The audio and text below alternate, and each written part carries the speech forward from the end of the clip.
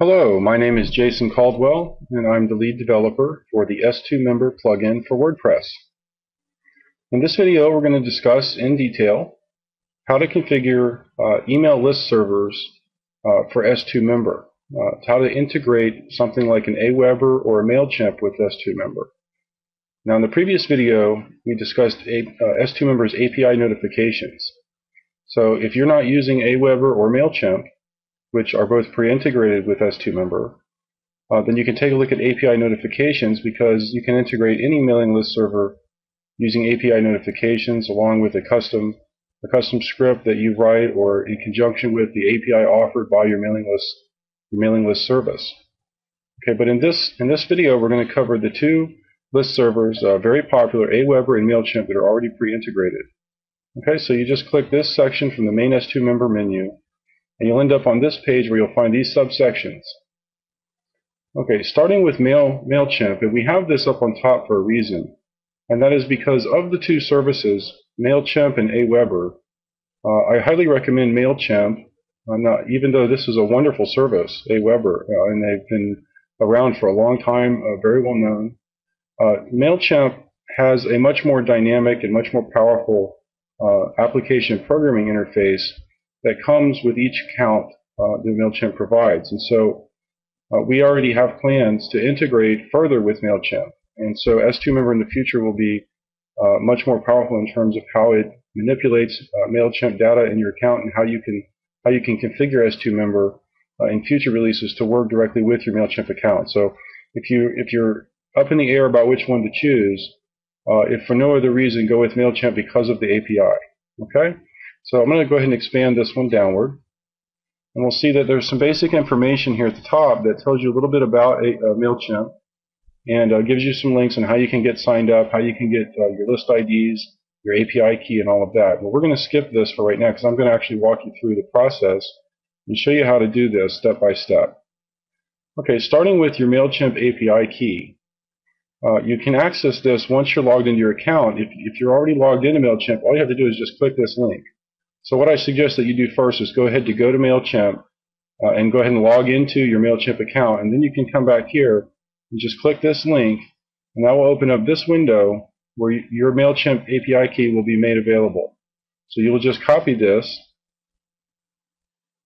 and then we'll come right here and we'll just paste that right into the field for the MailChimp API. Now, s2Member allows us to configure a separate list ID, or common and limited list IDs, for each level of membership that we provide. Okay, so this starts with free subscribers at level 0, and then on to paid levels 1, 2, 3, and 4. Now, in many cases, you will have the same list ID in each box, because in many cases, a site owner will have one primary mailing list that serves all of their customers, regardless of which level that they're at. So this breakdown here, and the ability to comment and limit at multiple list IDs, is all here to extend the capabilities so that it could be adapted to more complex structures, where you might have a different list for different levels, or you might have level 1 where they would be subscribed to 2 or 3 different lists, and so you could comment and limit at different list IDs in. Okay, so just to explain that briefly, in many cases, and in this example, we're going to use one list ID in each of these levels that we're going to use. Okay, and in this demonstration, we're actually only utilizing level 0 for free subscribers and level 1 for our premium paid members. And these levels we don't even have to fill in, because we're not even using them on this installation. Okay, so how do we get our list IDs?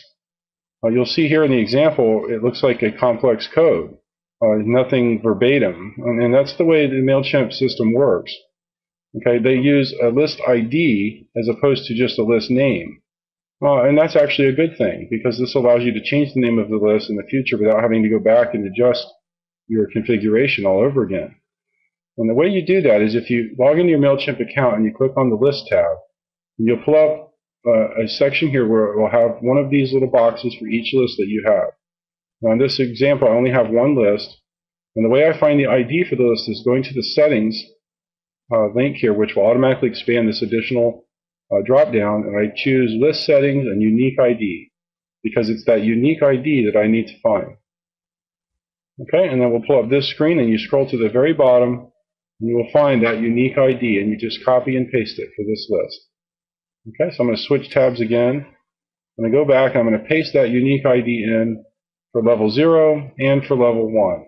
Okay, so that means whenever my customers or even my free subscribers register for access to my site, there will be a opt-in box made available, and this will automatically subscribe my customers to these lists. Now, all of these services like MailChimp and Aweber, for legal reasons and also for just best practice, they will always send a confirmation email to your customer. So even though s2Member is integrating directly with these services, that does not mean that s2Member has the privilege to bypass that legality or that best practice standard where the confirmation email is sent. So s2Member's integration is just facilitating the delivery of that confirmation email, and then it is up to your customer to choose whether or not they're going to confirm so that they are actually added to your list as a confirmed recipient.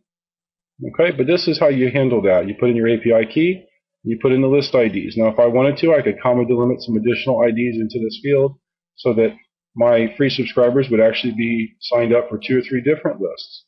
If I had 2 or 3 different topics that I discussed, all focused on maybe one central concept that my site was about, then I could do that too. Or if I had a different list for each of these levels, then I could accomplish that as well. Okay, so I'm going to go ahead and collapse this section now and move on over here to Aweber.